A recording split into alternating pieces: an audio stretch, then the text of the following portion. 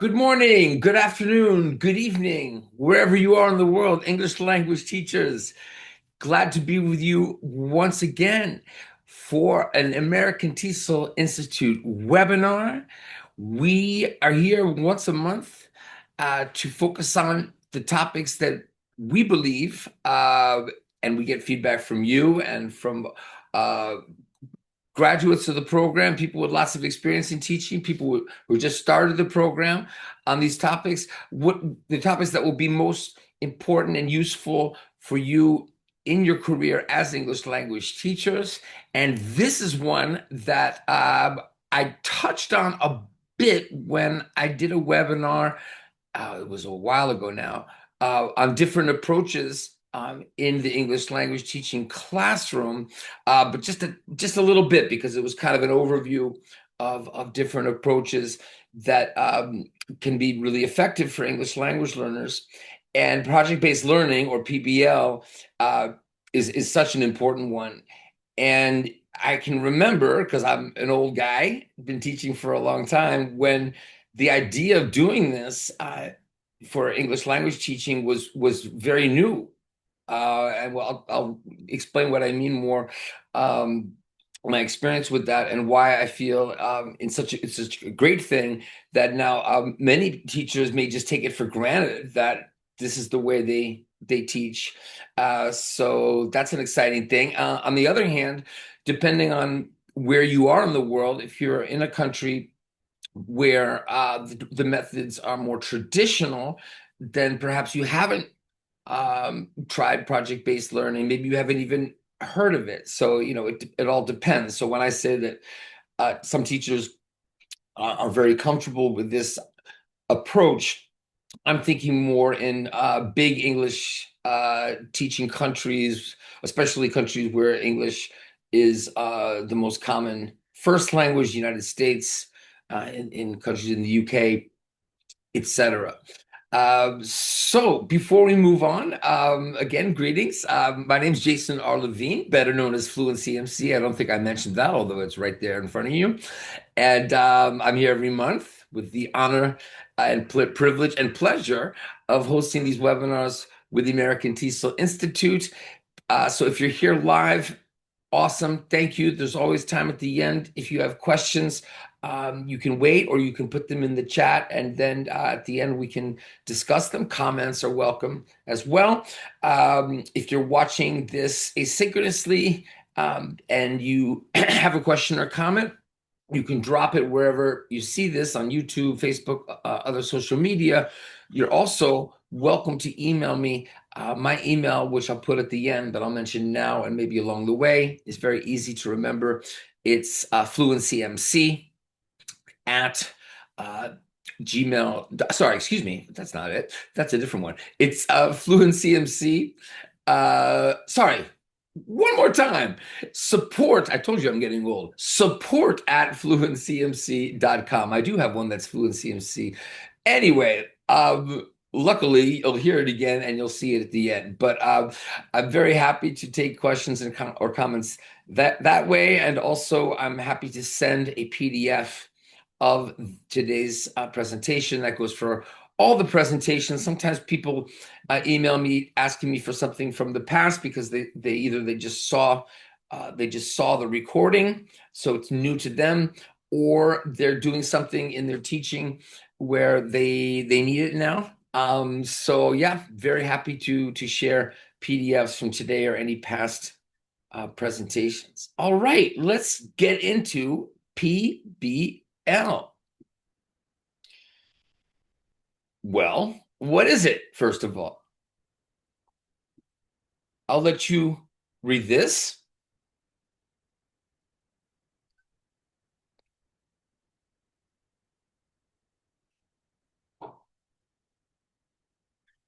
So what I was saying just a moment ago about how in the past, certainly when I started teaching, this was a more novel idea. You could see some of the language here to show you. So real world projects, it's very textbook focused and still is in many places. And there are some limitations to doing PBL depending on the size of your group, depending on how many hours you have with them, depending obviously on other variables where you teach, if it's something that they welcome you're doing. We're going to talk about those things today as we go along. But first, just starting out here, traditional drills, isolated tasks. I think most classrooms now, certainly in sort of English training institutes, not public schools as much. We don't see as much traditional drilling and isolated tasks. We do see more group work, but the focus on critical thinking and problem solving, on collaboration. This is where this is very unique, and where I actually focused on this the last webinar. So I was putting this one together, I was thinking about how it connected to the last one, which was on oracy and social and emotional learning. So I may mention that again because it really does connect so perfectly in so many ways. The main idea I was talking about last time was that although critical thinking is important, obviously, that in the future, meaning now, right, and more into the future, when we have more tools with AI for logical problem solving, the idea of collaborating and communicating with other people is going to become more and more important and valuable. So project-based learning brings the two together, right? It focuses on both the critical thinking, problem-solving side and the collaboration and communication side. So it's really just a fantastic approach. But before we go further, just to look at what critical thinking is, this is actually a slide from last time. And the reason I want us to think about this is because there is often this idea of, hey, let's get learners to use critical thinking in the language classroom, yet they have not built it in their first language, which means it can be impossible to do it in the second language. I shouldn't say often, I should say that happens. What's more common is that there's an assumption that, oh, because they've developed critical thinking in their first language, they're going to be able to do it in the second language. And that assumption is, before we go further, really important to address. And this is something we talked about last time as well. So if we agree that critical thinking is a higher order skill, you can see it up here with analyzing and evaluating, then I think we need to agree that a foundation needs to be there to support it as we move higher up. So what that means with language acquisition, second language acquisition we're focusing on, right? As for our English learners, is that what they need to repeat, what they need exposure to, is chunks of language, right? Not grammar translation, but important communicative collocations and chunks of language. So when we talk about PBL and the best PBL lessons and syllabi, focus on how this is the foundation, right? You don't jump, and you can't jump into the critical thinking part, the problem solving part, if you don't have the language to do it. Now, that seems very obvious, but it often teachers don't kind of underestimate the repetition part, the need to build the language base that's necessary to go forward with the project. So this is such an important thing to me, and for so many years that, and you may know me from this song, where in order to succeed in my case, it wasn't project-based learning as much as it was preparation for exams, and it was preparation for presentations and jobs interviews and things like this. The important the idea of it wasn't working because we were trying to get them to think critically because there wasn't enough of a base. So I started to make songs. This is a song to practice irregular verbs. But as we go on today, you'll see when I give you examples of project-based um, learning that there's a language component at the beginning. And we can't underestimate how important that is and what games we play or what songs we use or whatever it is that's going to get that language, not just that they understand it, but in their heads so it's automatic. So it's that base of Bloom's taxonomy you saw. And that's when the critical thinking can build, and that's when the projects will succeed. So, PBL in English language teaching, because project-based learning is certainly not an English language teaching approach. It's something that came into English language teaching and kind of, as a way to let's get away from the textbooks, let's get away from the things that aren't real life. How can we prepare? We should prepare for real life with real life activities. So let's look at, and not to say that these features that I wrote here are not key features of PBL generally, but I wanted to make sure we start off thinking about it with ELT, obviously, and we'll get more specific when we look at the examples. So take a look at this. And as I said before, you might look at this and say, oh yeah, well, this is what I do, or this is what I want to do, I'm planning to do as a teacher. Or you may look at this and say, I don't do that. I can't do that. You assume because you have too many students, or you have to use a textbook in class, or you're concerned with how much time you have. How could you complete a project if you don't have students for that long, either during a lesson or over a period of time if you only have them for a short period of time. We're going to talk about how you can adapt PBL to issues like that later. So as I said, if you have, keeping my eye on the chat, if you have questions, I'm not going to answer them directly right now. It's better, I think, to have a video for everybody to watch and learn from. Start to finish, and then at the end. So definitely, if you have a question about anything along the way and you want to make sure you remember it, put it in the chat. As we continue, so here's where it gets more ELT with language focus. And also the integration. If you're working on a project that's trying to kind of mirror real life, and you're collaborating, it's natural to focus on all four skills, right?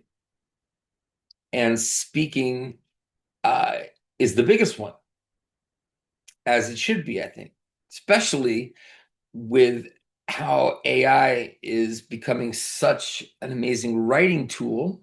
Not that we don't need to keep writing, but that students have more support with writing than they've ever had with AI. If Gen AI is used properly, and that's another webinar. But with speaking, and that's going to happen too with AI, I think it's going to be a lot easier for students to get help with speaking from generative AI. But for the moment, that's not the case. And also, speaking more than writing is a way to communicate social and be social and develop the social emotional side, the oracy that I talked about last time, and that I believe is going to become more and more important. And maybe the most obvious thing, what are students going to do in their lives if they're working, if they're going to university? They're going to be collaborating with others and probably using English with people from different parts of the world and needing to have great problem solving skills and communication skills. So let's talk about ideas, specific ideas. I have two project-based learning suggestions, well, lesson outlines, basically, pretty, outline style, not full lesson plans for time reasons, and to be able to look at it with young learners and also adolescents and finally adults. So I've got two for each. And you can, I am sure, when we're looking at these, imagine, there's an infinite number of things you can imagine when you imagine like what kind of work are your students planning to do in the future, or what kind of studying are they planning to do, what kind of situations they'll be in. That's the best word. That can, inform you on what kind of project you can do with them. So for each of these young learners, adolescents, adults, I'm using the same very basic framework, which I'll show you now. So I like this one because people like food, kids like food. This is young learners, but it could be, adolescents, young adolescents too. But definitely, since I divided it into these three categories, I'm going to talk about this more like, up through, primary school, perhaps the, beginning of middle school. And this is an easy one to do. So sometimes people feel funny about project-based learning because it seems like kind of overwhelming. It's, this huge thing. But here's something that's very easy to do, and doesn't take a lot of time or cost a lot of money to do. So language focus. I told you we're going to slow down here and talk about it each time. So here you can take a look.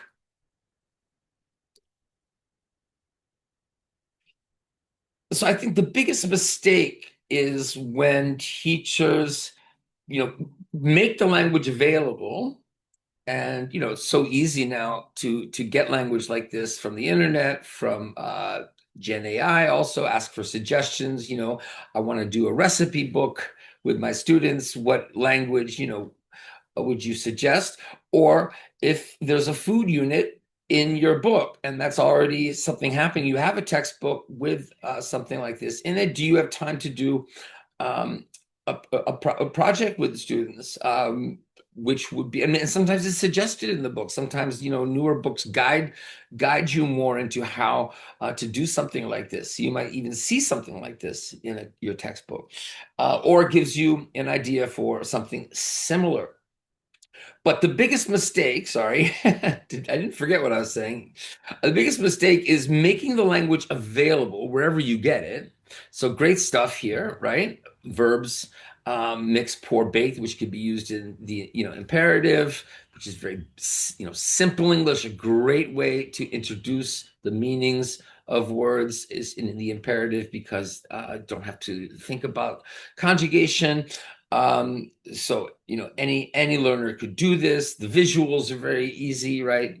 For cutting a cup of, great to get students early on to distinguish between countable and uncountable nouns without having to think about the what is an uncountable noun, what is a countable noun, right? So it's not saying one sugar but a cup of sugar or a teaspoon of sugar.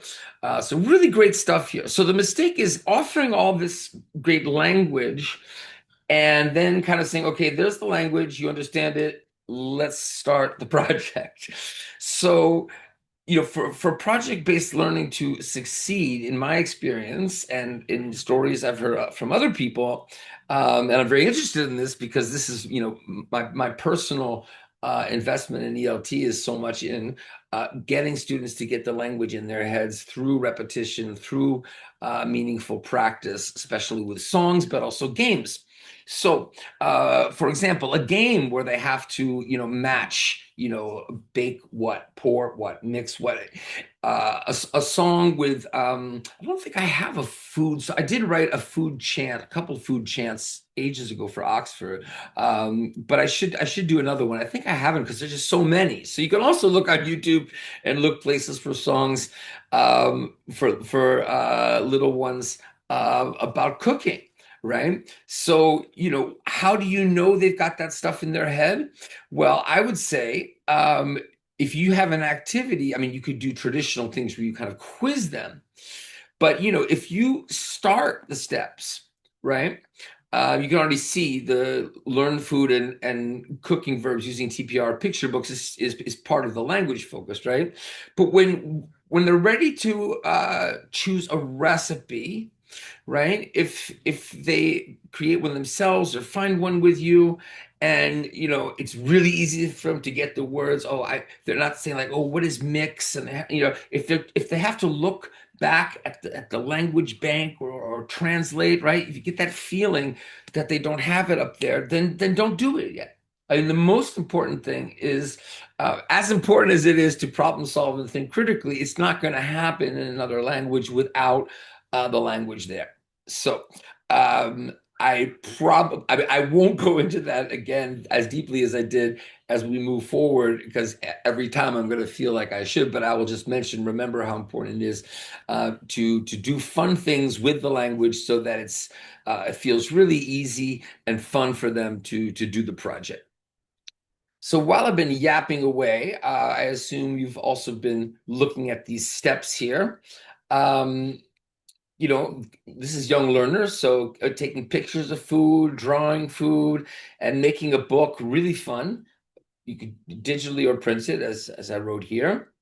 And if you have time, you could prepare a recipe, or you could later in the semester, if that's how you see them, or later in the program, whatever, you could go back and do something with the recipe book, maybe update it too. And that's a great way to revise, the language. While I'm saying revise language, I've been in Europe too so long. We would say review it, but either way, yeah.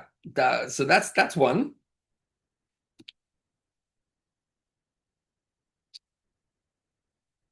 Lots of effort and well-placed effort in many schools to do stuff with the youngest learners uh, with on environmental, ecological themes, because that's the best, right? If it's instilled early, I think I remember growing up in the 70s.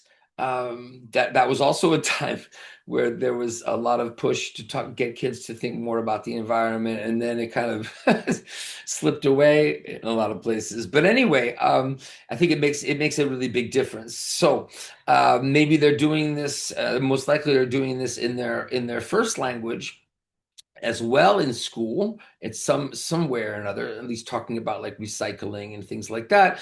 So it's they have, just like with food, they have a reference in their first language to these ideas. So you're not necessarily teaching them something new as much as new language. So there we are again, that it's the language that's going to make this succeed more than anything else, because they'll have fun using it and feel, so for example, like great functional language for suggestions, like, and persuading, like, or opinions I didn't put here, but like, I think it's important, we should do this, don't, right? If they're playing games, and I have a song actually called Pick It Up. So if you want that song, ask me for it. It's not on YouTube, but I can send it to you, which is about pollution and littering specifically. Um, so yeah, I don't think I mentioned groups yet. So obviously pairs and groups, I mean, that's the idea. And you might think, well, uh, that's not easy for me because of the size of my class or the way the classroom is. I get that, and we're going to talk about that later. But the other thing is, if you do have a big classroom, big number of students, you need to have group work. It's not going to work. I mean, you might think it's not possible, because how are you going to be able to manage them? And that is a challenge. But at the same time, if you are just teaching directly to all of them, they're not going to have the opportunity to communicate in English with each other. And if they're working on a project, solving a problem, coming to a finished product, like here with a video, um, and this could be, a very short video or a long video, depending on how much time you have, right? Or maybe no video, just visuals, right? Okay, so that's young learners. Let's look at adolescent learners. Podcasts are becoming more and more popular. And I've done this activity, similar activity with university students, and they've gotten really into it. And I did have a pretty small group, like 18 students. I had them over a period of several months. We were doing other things as well, but this is something we did, and it was very much PBL approach, and it worked really well, especially because they were able to choose the topics that were really interesting to, each group had a different topic, and then that was more interesting to everybody else because they got to listen to um, their classmates talking about other things.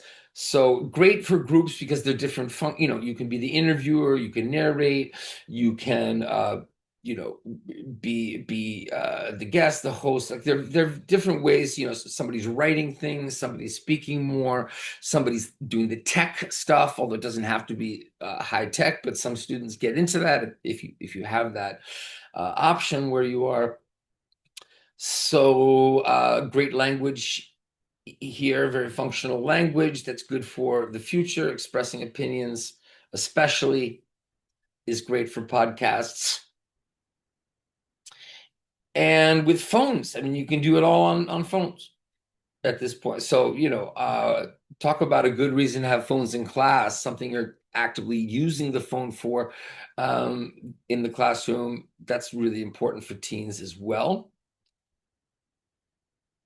And a good opportunity to share it. It depends on their level, obviously, how comfortable they are with the English. So it may not be something they want to share, yet still a good experience that they did. I think making the sharing kind of optional. Like there's some students, whether they worked harder on it or their English is better, they're more confident or whatever it is, they want to share it more. You can have just make that an option.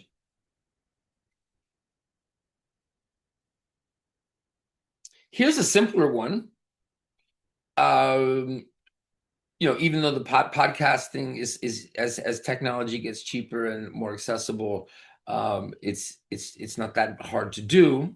And I didn't mention you could also do a video one. My students, some of them did video podcasts as well. But here, this is very simple. It's something that maybe a textbook would recommend. But if you just say, okay, research teenage life in other countries and compare with your own, it could be, a boring 20-minute activity. But if you really get them to focus on doing a presentation at the end, so I think I put here a poster too. Or a poster. Some people get more into the poster thing, or it could be, a PowerPoint. Um, the interesting thing is you can have different countries, just how we had that idea for different topics for the podcasts.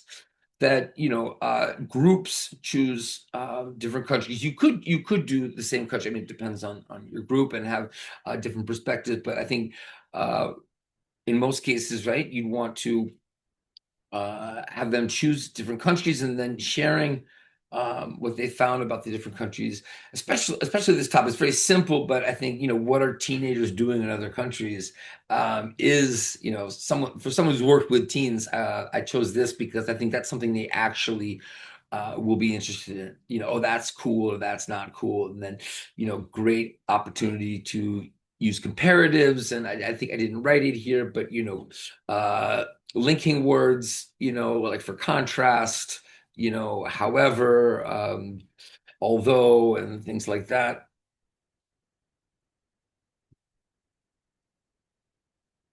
How about adults? Well, I was hesitating whether to do, two sets, young learners, including adolescents, and sort of adults, including adolescents, because adolescents can go kind of either direction, depending on the country, the culture, etc. But in this case, I think, and I didn't, and that's a testimony to how cool PBL is, and how targeted it can be. Because if, as you'll see in a moment, we'll just go right to it, right? If you're talking about something like, let's imagine a business in the future. Some adolescents, especially, like where I teach, if I'm working with like 18, 19-year olds, we're still calling them adolescents, and they're in business school. So this is the kind of thing that we do all the time. And that podcasting I mentioned was very business oriented for them. Not all of them, but many of them, because they're in business school, undergraduate, not business school. But anyway, um, this is great. And this, imagine launching a small business. You could even do something like this with younger learners. It would be very, very different. But imagine they could have a bakery, and what would they need to start a bakery? That's something you could do with younger learners. But here, of course, you can get much more into business English, into very specific roles. For example, customer service, graphic design, right? So, for project-based learning in general, once you've got the groups, and you can either create groups with that in mind, like, okay, let's try to put somebody, in each group that's going to, who has strong talent or skills in this area. But you've got adults coming in to a program with this experience already. So, and they need to really focus on the English for, not always, but often English for their specific area. So that's interesting, right? Because you could have, for example, if there's somebody that's studying to be an accountant, or somebody else studying medicine, right? You could adapt, roles for them in the group where they could focus on the business English and the language. Maybe medicine is not the best example, but it could be. Why not? You could have a service that has something to do with healthcare. Anyway, again, I'm not reading the PowerPoint because that's the worst thing. I'm sure you're looking at it here as we go, and again, questions in the chat or later. But yeah, I think a lot of teachers try to do something like this with business students. And once again, I'll come in and say it. I waited till the end. It's the language focus that's the big one. Because if you've got let's go to brainstorm small business ideas, right? If and if you put them in groups and they're not talking, of course, there are different reasons why students aren't talking, right? Without getting into that, let's focus on, I think the most important reason they're not talking is they don't have that language right there to use from the language prep. I call it language focus, but what I mean is that there's an important period where you're building the language that's going to be used in the project. And once again, even though it's adults here, games, songs, short, little skits, videos, where the language you need, in this case, for example, if there's specific business terms that are going to be necessary to start a small business, assembling all that stuff. Or if it's from a book, and not saying to them, okay, well, you have the textbook, you have this stuff, go use that.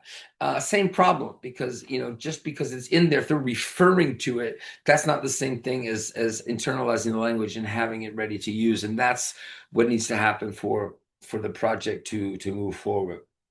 So for adults, I've got this one: start a small business project. And I like this one too. I chose these, so yeah, of course I like them. But I'm trying to think of things that, not every adult is there to talk about business. But I think everybody, kind of like the kids with the food, right? The recipe one. And this one would work obviously with younger learners too.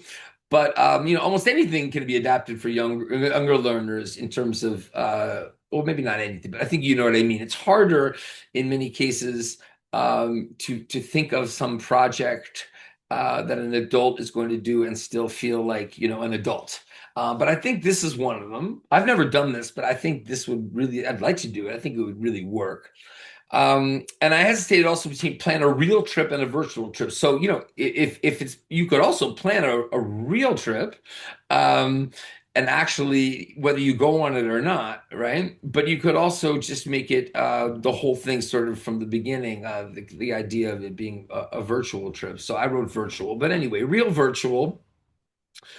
Certainly, if they are going to go to an English-speaking country, then this would be very cool, even if it's not now, but in the future.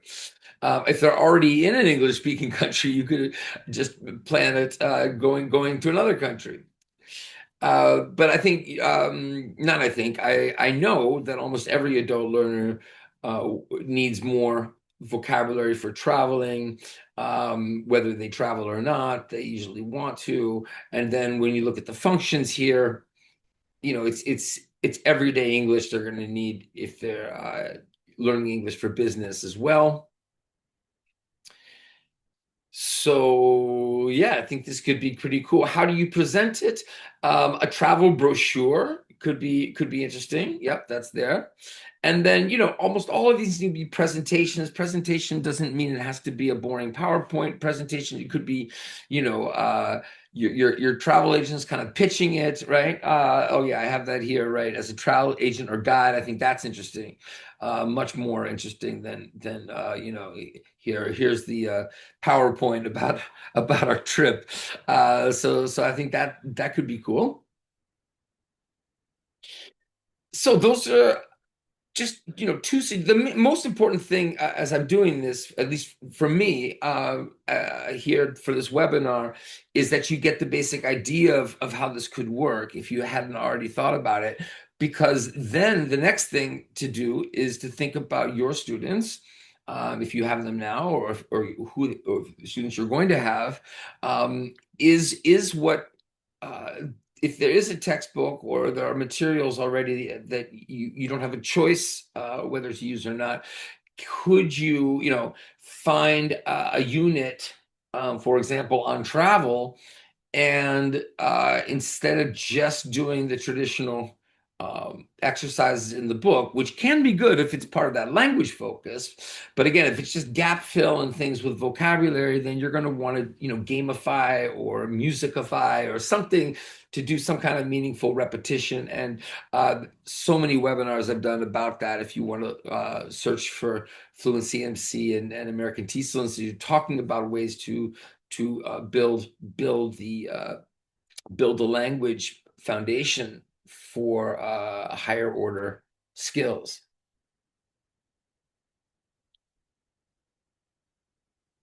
So we looked at the beginning, what is PBL and ELT? Like, what are the important components of it? Sort of why is it important?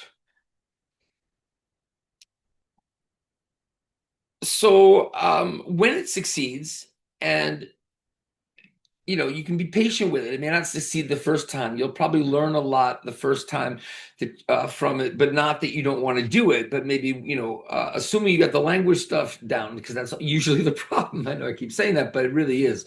Maybe there were some steps that didn't work. Maybe the way you put the groups together or the time. But when it's done right, and I really am convinced that you'll learn from mistakes and want to do it again, because you'll be like, okay, I know what to do. So it may not work the first time. They will be more motivated. It will feel like something that makes more sense than just following something that's not real, like something in a textbook, which just kind of talks about, let's use that teenage life example. Like the textbook talks about an article, teens in different countries, and they feel like, oh, this is not really what teenagers are like, right? And they're probably right, because it's a textbook.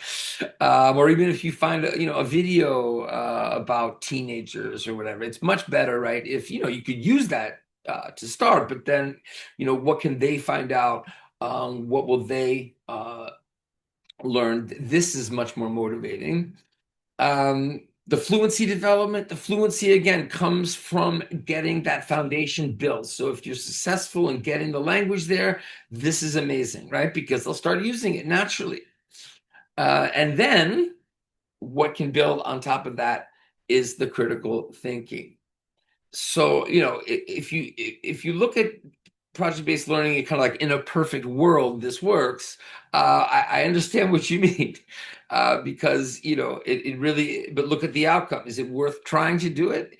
Absolutely, because this, who would argue another way, really, to learn. If they're going to need to, if we agree that the goal is the student, either, let's say, young learners, is kind of keep them motivated to do more and to do more projects. But if it's adolescent adults and they're going out into the real world, they need to be able to do what? Communicate in real ways with others, and to solve problems and make decisions, whether it's academic or professional.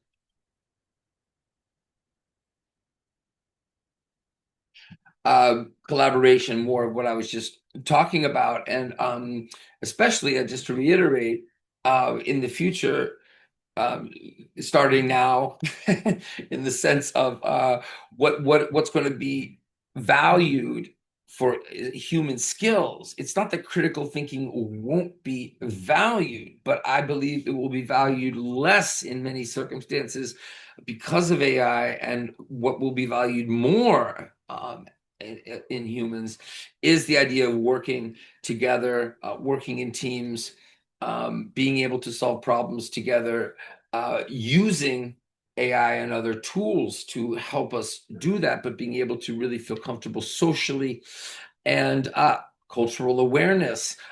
Projects can include intercultural topics. I think every topic we talked about today, and virtually any topic that you want to talk about, you can focus on intercultural. Think about the recipes. Think about, obviously, comparing cultures with adolescents. Starting a business. If you've got students with the same culture, you could try to focus them on, okay, you're going to start a small business in another country, or whatever. You can always bring in intercultural topics. And yeah, autonomy, not just for your students, but for you. In a good way, where you can facilitate something and it's not so teacher focused. Now, teacher focused to help them get the language, but once they have it, if they've got the language, and then boom, right? You are now facilitating. You are not the center of it anymore. They're more independent, and they can do really cool, creative things like the podcast I mentioned, or kind of silly things, funny things, because they're more autonomous. So I put this slide this is also from last month, but just that idea that we are talking about, sort of the perfect thing. We're building higher order thinking skills and higher order social skills when we are doing project-based learning. And just keep in mind how important those social skills are going forward. The last thing I want to do with the last quarter hour here is to talk about two issues that I kind of mentioned along the way, and I know many of you have thought of as things that would seem to hinder project-based learning, or maybe make it impossible, you think, to do. And that is the issue of time. That's the first one. And the other issue is sort of class management, especially if you have big groups. So let's get into that. So limited teaching time can mean one of two things, or both, right? So I'm imagining you're not with them for very long. Let's say you have them, 3 hours a week, 5 hours a week, something like that. Or it could mean that you have them for, only 6 weeks. And in that time, there are many things you need to do, not just this project. So, what I have here is advice for you, if that's the case, on how you can, basically shrink is the first word here, and that's sort of the whole theme here. How can you kind of, make it work, even if it's small? And actually, one reason that it can work this way is if you don't have enough time for them to really get a lot of language, it's probably better, right, to think about something simpler, so that and something they can accomplish. Because if they can't accomplish it, and the problem is also time, time to get the language they need to do it, time to just logistically, like if you do something that's, you kind of like go too far, like, oh, we're going to make this book or we're going to make this video. So no, you can simplify it. So shrink the scope, right? I should point out, I didn't put it here because I said I'm going to remember to say it. So what? But you've already started reading, maybe. Maybe you can see this is the podcast one. So we're adapting the podcast one because I think that one could seem like it's too big, too long. But does it have to be multi-episodes? No, just one. Everybody has to use the same framework. And this is where it can help with controlling the language, right? Or if it's lower level students. So if you have, oh, here's all this language for podcasts, and there's not enough time for them to really wrap their heads around it. And maybe it's seems like it's not that interesting if you have a framework of what they say, but it can also make students feel good in the sense of having structure, and also they will remember it, right? And be able to get that language in their heads. So yeah, also out of class practice and flipping it so they're doing stuff at home is a big one for shrinking the scope of PBL. So this could be huge for teachers. If you don't see them that much during the week, but they get into the project and they're working on it at home. And that could either be like the games and songs with the language, right? Because repetition in the classroom is not the idea, right? I think it's on the next slide, I think. But what you're doing in class, it should be really, well, I think it's coming. So what can they do at home? The more the better. If you're having a problem with, students don't have time to do things at home, again, you can just work that in and just make it a smaller project. And yeah, the build language of the project is sort of similar to me, the simple framework, right? So like, these are the words you're going to use, or build it around these, right? So making it more controlled. Yes, this last thing here is what I almost started to talk about, but let's save that for last, right? So I kind of mentioned, right, the final product does not have to be this big thing, right? 2 minutes. That's it, right? And this also, when we talk in a moment about big class size, this is also important. Same issue, right? I mean, if you've got a big class and you want everyone to share what they've done, if it's something that's too long, that's not going to work either. One thing about the podcast I said with my university students that worked well is they got to really be creative and choose topics. But if you have limited time, and also if their level is lower, and sometimes, it depends. Sometimes students like to just pick from a menu, a list of topics, not keep it open or sorry, not keep it totally free, right? Or give them the option. If they come up with something quickly, good. If not, choose from a list. And the last thing here, yeah, class time is precious. So some people think Jason Fluent CMC, you're the rap guy, the repetition guy. But my idea is doing it outside of class, right? Listen to songs outside of class, play games outside of class with the language you need to accomplish your goal. In this case, the project. So this is not where you are repeating things. This is where you are, fine tuning it.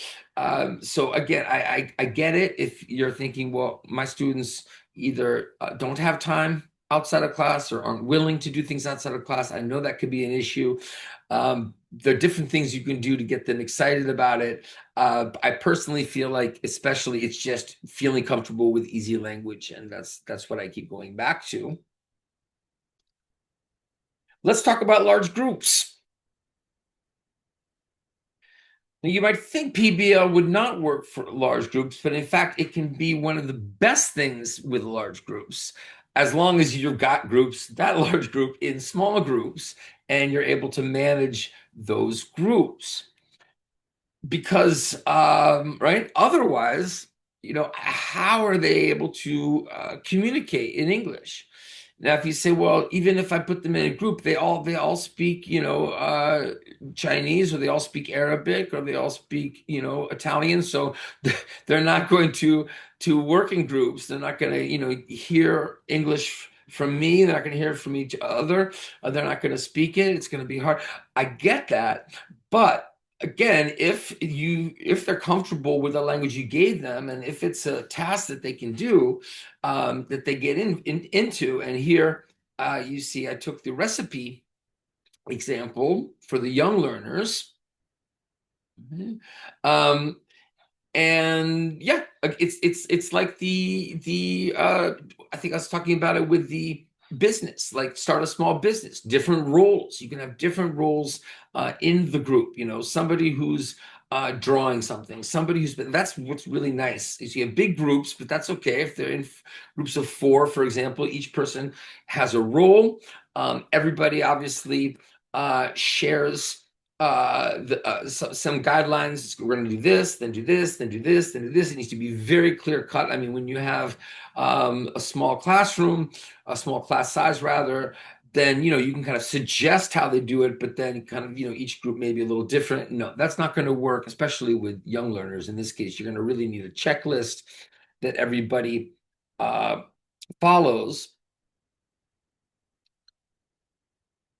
This is my favorite thing. And this is something to do even without large groups sometimes.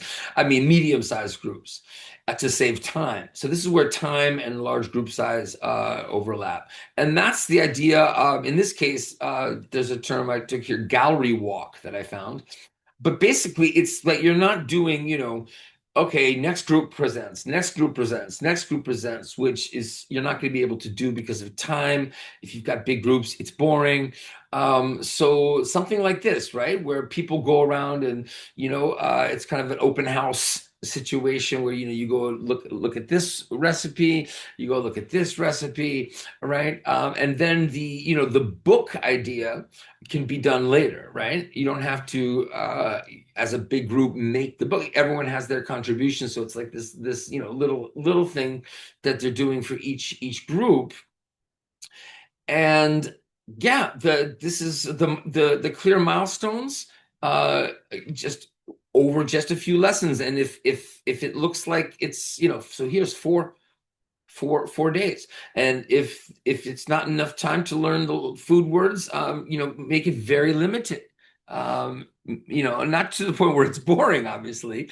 But another way too is to revisit it later in the semester, right? To come back to it, to practice it again. So even if they don't have all the language, that they're going to remember it, or maybe because they won't, with time and the size of the group, then you could come back to it later. Great for different roles. Definitely, we talked about roles, but when you have big groups, you're going to need this, right? And that person, I didn't mean to leave that in bold. I had some things bolded, and I took all the bold I had out, but I left that one by mistake. But that can stay there. Yes, that's the big problem when you have a big group, especially if they're little kids. But yeah, young kids, they like to report the progress. You get, it's all about having it really laid out. And when it's a project, that's what you do. I mean, in project management, you need to do this in general. So it's also really important skill to have a role to keep the group on task and to report to you, the big project manager of the project-based learning adventure. So we're down to just a couple of minutes, and that's good timing. If you know me, you know my webinars, I always include this.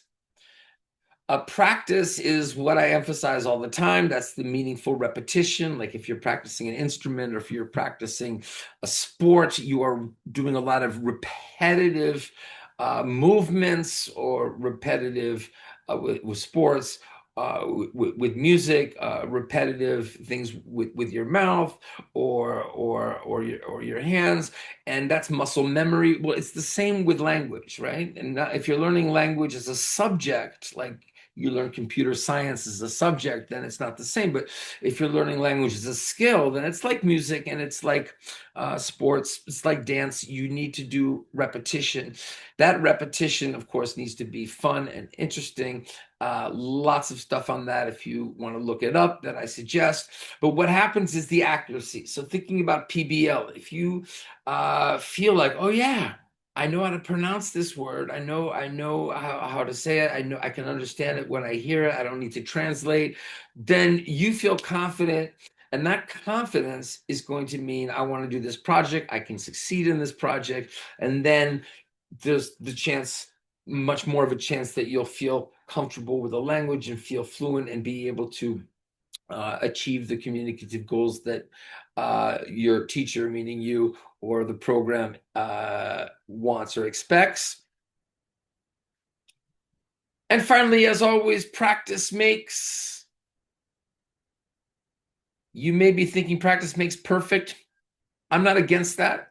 If perfect is what I was just talking about, high accuracy. Like I want to really, in a positive way, I want to be able to use grammar accurately and pronounce things accurately. But if it's stressful, then it's not about practice makes perfect. It's not about perfection. No, that's a bad thing.